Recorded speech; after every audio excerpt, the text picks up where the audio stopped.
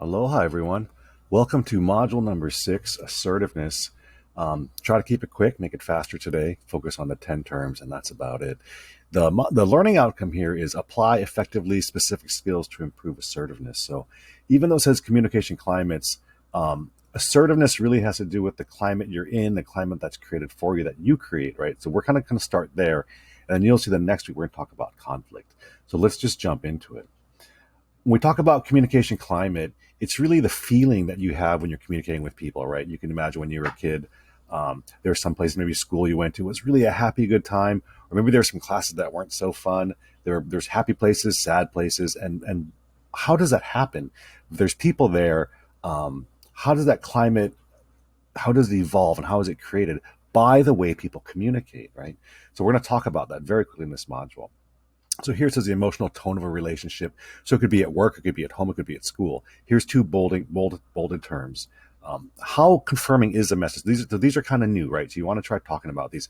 So there's confirming communication and disconfirming communication or messages. And we'll get into these some examples here very quickly.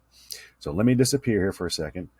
We talk about disconfirming messages. So very quickly, disconfirming is not necessarily disagreeing, right? Disagreeing is just telling you flat out no. Disconfirming is kind of that gray area in the middle where you kind of feel like, I'm kind of being disconfirmed because someone's not acknowledging or recognizing me. So there's a bunch of examples here, right? So if someone asks you a question and there could be all these different responses, they can interrupt you. But the one I really want to focus on here is an ambiguous response.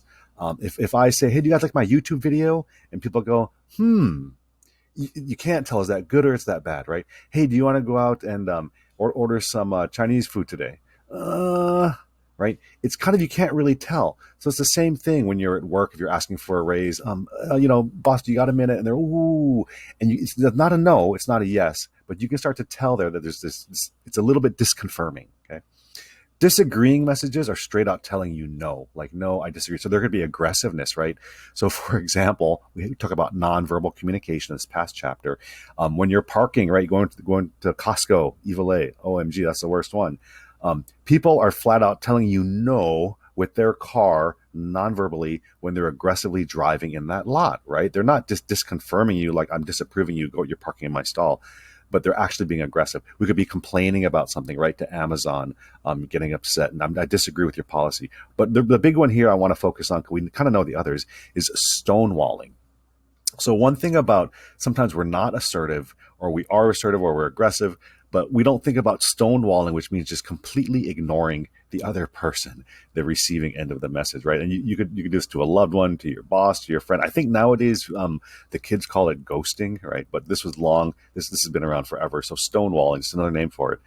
That's one way to send a disagreeing message, right? So if all your friends invite you to a party, or your boss asks you to come to work, extra early, and no one replies for a little while, saying we usually expect to reply in a minute, couple hours, you feel like you're being stonewalled, right? So this is all relative to time. On the flip side, there are confirming messages as well. So these aren't agreeing messages. These aren't going flat out and saying, yes, I totally agree with what Jeff is saying. It's not. But confirming messages are kind of in that gray area too, which are kind of could be just a smile, a nod. You see that recognition. So the one I want to focus on here is acknowledgement. Just acknowledging people sends a confirming message. And if you read the textbook, what's the number one? And this is a quiz question too. I'll give you one today. What's the main form of acknowledgement? And it's simply listening, which we spoke about before, right? So just demonstrating you're listening to people shows them that you're acknowledging them, right? And it's a confirming message. And when you're not acknowledging or not listening to people, it can be very disconfirming. Okay, got my camera back on here. So non-verbally, these are interesting as well, because when you walk into a room, say if you're a teacher, you're going to a conference or something, sometimes you can get confirming or disconfirming, right? And you think about what those are, but it could be something simply nodding, people acknowledging.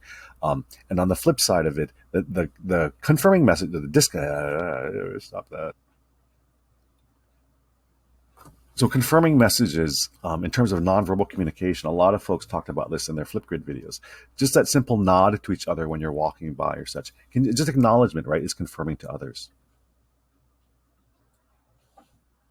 This is quite interesting as well, the climates, and how do climates develop and how do climates evolve. it's this is just a theory, of course. You can take a look in your life and let me know if you think it's true or not. But it's a self-perpetuating spiral, so kind of like that self-fulfilling prophecy, right? And there's escalatory conflict spiral, and there's de-escalatory. So what it really means is sometimes you'll get in an argument if it's say in this climate, right? It's happy. The next thing you know, people are arguing and what's going on.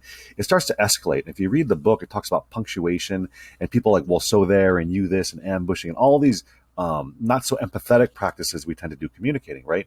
And that spiral will just get worse and worse till we end up disagreeing, stonewalling, whatever happens, right? And the interesting thing is there's also a de-escalatory spiral. That's not one of your terms you got to talk about, but it could be done the opposite way. Really, I agree. I'm sorry, I didn't realize that. And things start to go down as well. So that's an escalatory conflict spiral. And kind of look around. Where does that develop? You could see it in the news and court at all different levels, right? Oh, let me get rid of myself so you can take a look here. Okay, so saving face. I always thought this was like an Asian thing in China. You know, we do this saving face, and I guess in America we have this idea. But this is one of the things where we're talking about criticism and how to respond more non-defensively. So why is this with being assertive? This is being assertive because I think a lot of us are not assertive because we fear being criticized. So I think one of the first steps in being more assertive is to understand that criticism it's just going to happen, right? People are going to think what they think. So how can we get better at being not so defensive in replying to criticism, and then hopefully that'll allow us to be more assertive later on when we can take criticism a little better, right? Our skin gets thicker. So go and read the book. There's really good stuff in here. I'm trying to keep it short, but let me just focus on one here. Paraphrase the speaker's ideas, right? This is major, and we don't do this. We tend to assume. Remember the perception chapter. So say, I don't know, it could be even your child, and you offer your kid, I don't know, some kind of bean dish, and like my son will just look at me kind of funny, right? That is a disconfirming message, isn't it? Confirming would be, yeah, right on. I love my favorite refried beans, whatever it is. But I get this disconfirming message, and I kind of look and I go, what's wrong, son? And he goes, or meh. And I have to paraphrase his ideas. I have to decode all these things, right? So take it all the way up to the level where it could be at work, it could be with your intimate partner. If there's something going on and there's some criticism, right, and you're getting feedback you feel is critical, and you're getting upset about it, you're losing face over it, right? You could save face for both folks actually by kind of going, is this what you're saying? Just that step alone. Okay. And a couple more for you just to kind of have keep it short for this week.